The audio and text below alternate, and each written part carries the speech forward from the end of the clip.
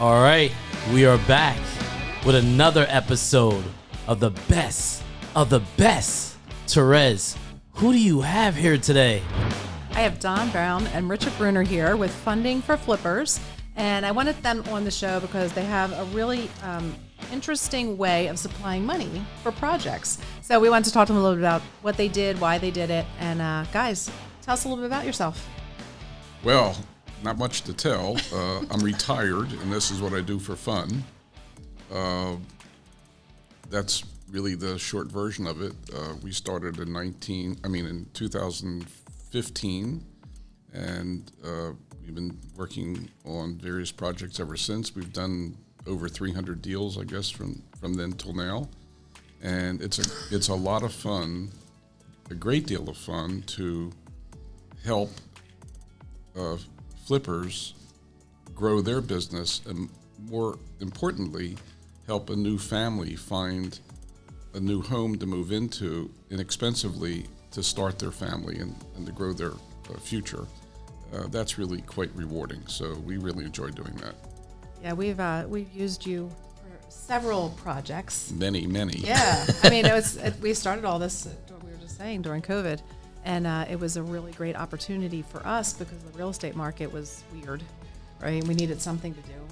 We were bored. We needed something. We were bored. Yeah, right. So we started fixing houses up, and we needed money to do that. And you guys came through in a big way. So tell us a little bit about yourself too. I started a long time ago and went through different businesses and what have you. I'm a tax accountant for 45 years. I had worked for a trucking company as a controller. Our first loan was that we provided the funds for the trucking company to build a cross-dock terminal. So we've been lending, my wife and myself, for the last 20 years. The difference between, I think, what we do and what you'll find with the hard money guys is we're using our own funds.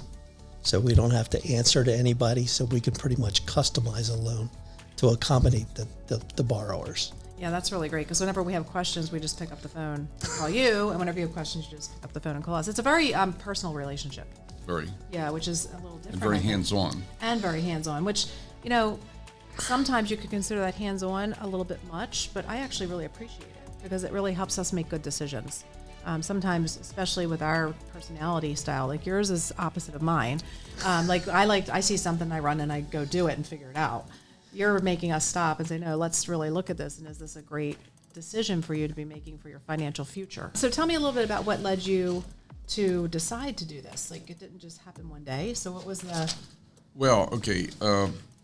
So as I said before, I'm retired. I've been self-employed since 1979 and started and ran a number of businesses. I'm an engineer by training, and sold our last business in 2014. My then wife and I, after I retired, she was an attorney, she was retiring from her practice. We're looking around to think what we're going to do for the rest of our lives, because we're not just going to sit at home staring at the walls.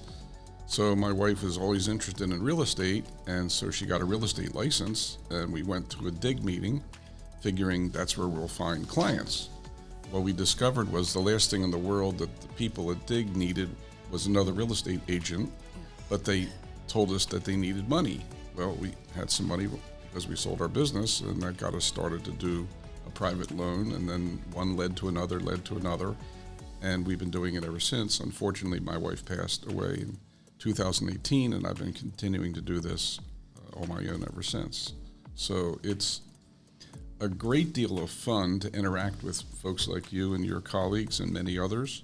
And as I said before, we get a lot of personal benefit, personal enjoyment out of seeing things happen, and it's a win-win for everybody. So yeah, I mean, we enjoy you that. come and look at the projects, and not just That's once. right. You don't just check it out prior to lending. You come and look at the progress, That's right. and you even offer advice. And I think that might be a little different as well than most of the hard money lenders out there. They really don't care how long it takes, right? And that reason we do that is 9 times out of 10, if we tell you we won't lend on a project, it probably means you're not going to make any money. And if you're not going to make any money, you're not going to come back again. Yeah. So that's our whole premise is we're going to make sure that everybody wins. And we'll make it happen. And well, and that honesty piece is important. Yeah, there are some lenders, not many, but some who are what we call loan to own. They'll make a loan and they hope that you fail. Yes. Or they'll structure it so that you'll fail. Right. And then they take over the project or take over the real estate and make more money doing They get that. the win at That's the end right. of the day. So That- we've been talking about hard money, like maybe people don't understand what that is. So we should talk a little bit more about what is hard money. So do you want to give a little definition and description of that? Yeah, so basically, if you're going to a bank and you've got a home that you're ready to close on, and the bank says, okay, let's go through the numbers. Oh, it doesn't have a heater in it? Oh, that's a shame for you because we don't lend on houses that don't have heat. Yep. So ultimately, what we'll do is we can go in and say, okay, this is what it's going to cost you to heat it. This is what's going to cost you to make the deal make sense, and we will fund it, and we can do it quickly, only because we're using our own money. We don't have to get the bank approval or the board approval or whoever that's in that sequence. So what does it usually look for to qualify someone to give them the loan? So what's that kind of based around? Oh, that's an interesting question. It's as much personal contact and personal feel as anything else. We don't go through the exercise of a credit evaluation or any of that sort of stuff. We just look in your eyes. I know that sounds quaint, but it's true. I like that, though. And we evaluate projects that you've done in the past, and we look at the project in front of us, and we evaluate whether it, like Rich said, whether it makes financial sense or not. And if it does, we'll do the deal. Yeah, I can attest to that because we met. Our first meeting was sitting on a parking in a lot over in Norristown. That's right. At the State Farm Park at a picnic table. And we had, that's our first meeting, and we were talking about what it was we wanted to accomplish, and we went through the project. You asked a little bit about us, background information. We knew each other a little bit too, but we didn't really know that at the moment, did we? I mean, No. Yeah, which was really interesting. So we have a past, which is really cool. But I liked the way that you did that because it gives everybody an opportunity, especially if they're doing the right things. That's right. I think that's what sets you guys apart. That's right. Like I said, we don't look at your credit score because the project has to stand on its own. And we'll turn down deals because the project doesn't stand on its own, or in some cases we discover that for a new potential borrower that they may have a record. I mean, Criminal. a criminal Yep, record. yep. And while they may have gotten better in life, it's just that's not a risk that we're willing to take. So we try not to work with criminals. We try not to work with Yes, we all try. We all try. How are you finding your investors? I guess at this point it's word of mouth for the most part. Yeah, I guess prior to COVID, we were very active marketing. I used to run a monthly conference. Patrick and I used to be and Rich, we used to be on panel sessions together. So we were very active in the local real estate community. But once COVID hit, we stopped doing the meetings. So it's now mostly word of mouth. Okay. So how would someone reach out to you if they were interested in learning a little bit more? There's a lot of people working with hard money lenders, and they might have had experiences that weren't the best, and they might want something that's a little more personal. So how would someone get in touch with you? Basically, if they were to just reach out to us individually or collectively, we would look at what they're doing. Have they got any past experience flipping homes? So if you've never ever don't even know what a flip is, that wouldn't be the first people that we would work with. Yeah. We generally want you to have at least 3 under your belt. Okay. And we would look at those properties, what you purchased them for, whether you closed within a year, and made sure that you made money. Okay. So that's the whole premise is that we're not going to lend to somebody and let them fail. Right. Well, you're So- looking for a longer term relationship. Right. Because we've And been then- doing this for a couple of years now. Actually, that's the key. We look for what we call serial flippers. We don't like to do one and done, Yes. but rather 3, 4, 5 deals a year for forever. And that's a nice little business. That's If our someone's model. flipping, 5 to 10 a year is a nice little business. That's right. Yeah. That's what we're trying to aim for. Seems like it's slowed down a little bit. Yeah, but you guys have been enormously successful up to this point, and I don't see anything changing in the future. Well, thanks. We're hoping we can find another one. So if you have a flip out there, you should let us know. Actually, from our perspective, distressed properties, the more distressed, the better. So whoever's listening to this podcast, if you know of a distressed property or know somebody that knows about a distressed property, get in touch with Terese or Funding for Flippers, and we'll make it happen. Yeah. I think, too, sometimes people get in a situation where their home goes into a distress situation and they don't know what to do. And instead of doing anything, they go into this paralysis mode of doing nothing.